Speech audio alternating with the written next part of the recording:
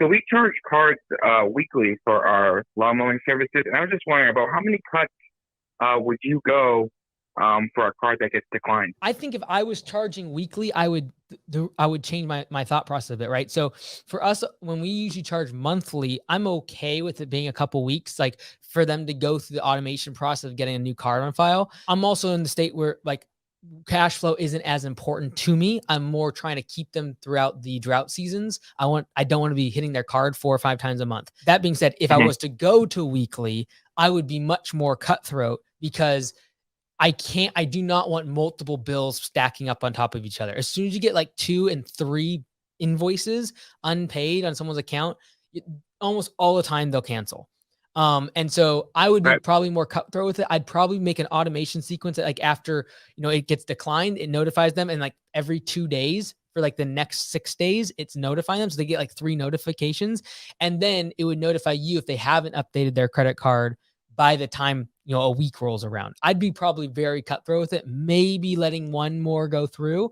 But I know most people who do weekly, the big reason is for cash flow. And if that's your reason, you should cut people off as soon as possible if they're not paying, and just train your customers like, hey, you don't not pay us. And if you don't, we're not showing up next week. And for someone who does accidentally do that, now all of a sudden their lawn's, overgrown because they forgot to pay you.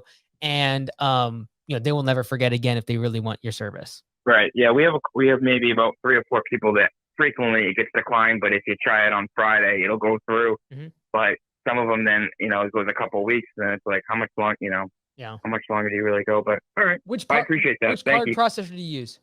It's through Jobber, so it is Oh, Jobber payments. Stripe, I believe? Yeah, they do Jobber Yeah, Jobber payments. Pin. Yeah. So in Stripe, for example, you can set it up and actually charge people who like if their card gets declined. You actually go in there like retry it automatically, which is kind of cool. Yep. But Yep. just a thought. I think if you create I know Jobber doesn't have automations, but like you could just make sure you.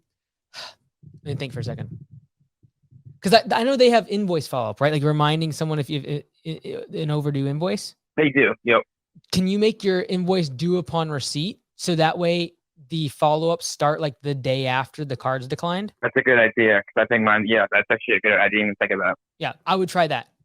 We've always found All right. when someone's due upon receipt, they pay way faster simply because the moment they get that invoice, if it's not paid, it says overdue.